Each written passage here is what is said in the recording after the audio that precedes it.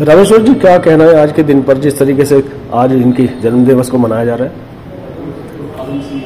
आज 3 जून 1924 में जन्म एम कैलेंडर एम करुणानिधि साहब का जन्म होता है और पहली बार 1957 में तमिलनाडु के विधानसभा में प्रवेश करने के बाद एक ऐतिहासिक घटना है आर्टिकल 340 इशू का,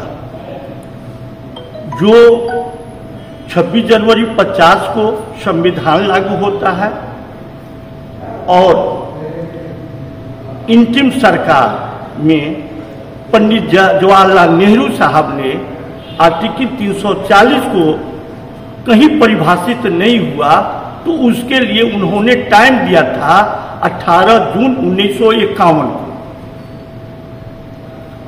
18 जून 1951 में पहला संविधान संशोधन का श्रेय पंडित जवाहरलाल नेहरू, आज उनके उत्तराधिकारी राहुल गांधी साहब कर रहे हैं। और उसमें क्या था, आर्टिकल 340 को पूर्ण परिभाषित करने के लिए आर्टिकल 15(4) और 16(4) क्यों जोड़ा गया, उसका उद्देश्य क्या था?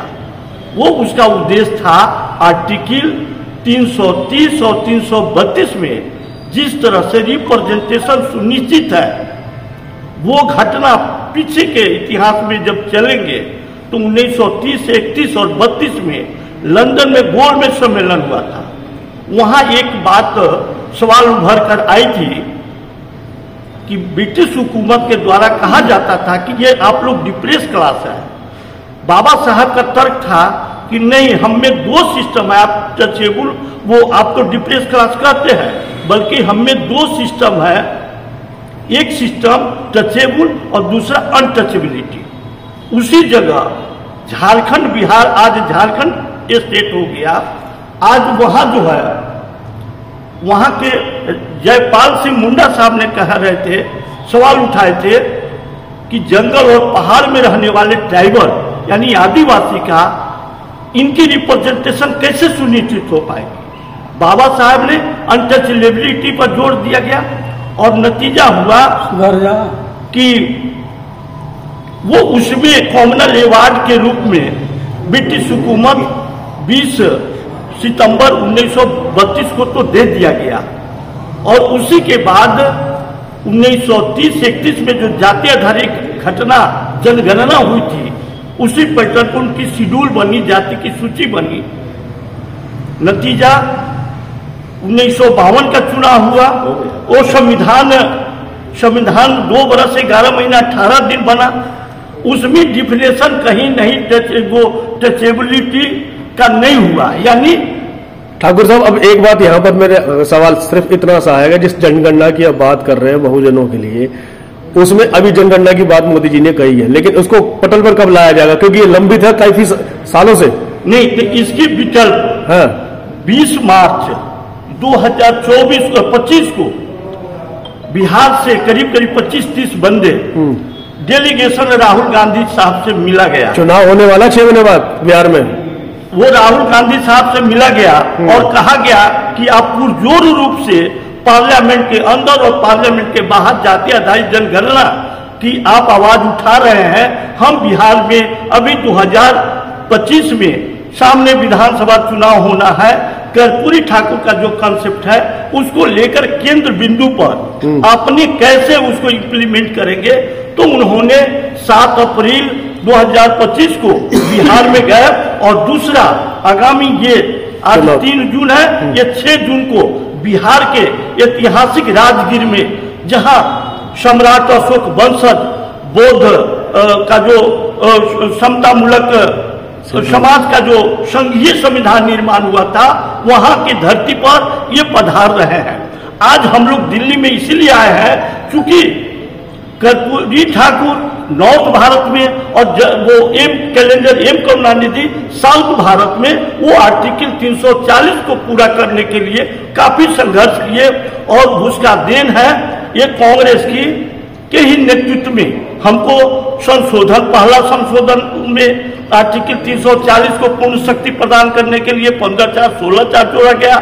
यहाँ तक 16(5) भी जोड़ा गया, जो प्राइवेट लोगों को वो नौकरी में भी रिप्रेजेंटेशन की बात है। दूसरी, जो 10वां संविधान संशोधन हुआ था उसमें 14 अगस्त को एक केंद्र से नोटिफिकेशन हुआ था।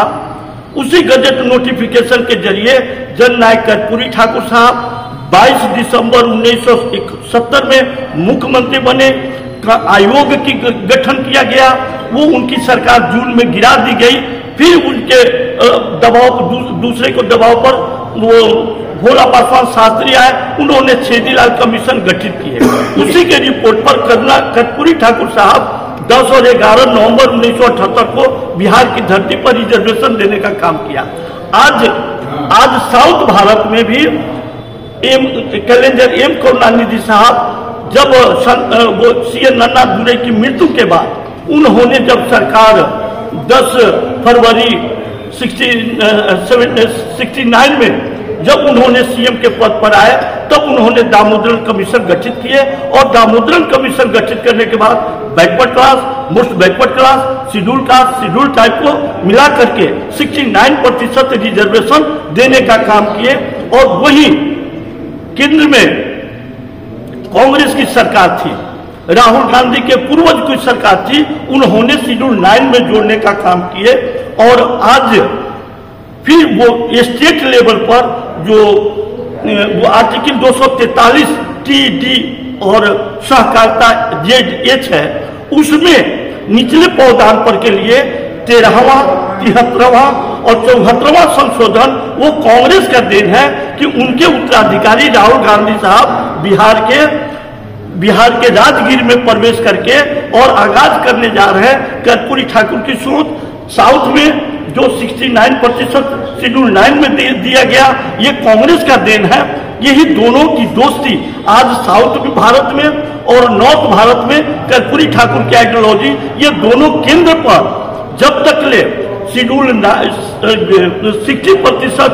65% रिजर्वेशन जो बिहार में उछल कर आया है, वो 2022 और 23 में जातीयधारी गणना के अनुसार वो अगर पूरा नहीं होगा तो हम लोग बिहार के लोग जो 131 सांसद SC ST के गए हैं, उसके पैरेलल नॉर्थ इंडिया में उत्तर प्रदेश, मध्य प्रदेश, राजस्थान, पश्चिमी बंगाल, बिहार, झारखंड, ये मिलकर हम लोग 100 के एवरेज EBC के लोगों को, MBC के लोगों को, टचेबल क्लास के लोगों को, टचेबल कास्ट के लोगों को तैयारी करके पार्लियामेंट में भेजेंगे, ताकि 2029 में ये इनकी कानून 340 को पूर्ण रूप में कानून के रूप में होगा, जो आने वाले बच्चे के लिए, भविष्य के लिए इतिहास बनेगा। एक आखिरी सवाल ये है कि जिस तरीके से जनगणना की बात कर रहे हैं OBC समाज के लिए, ये कब तक पूरी होने के चांस लग रहे हैं आपको? क्या ये भी लंबे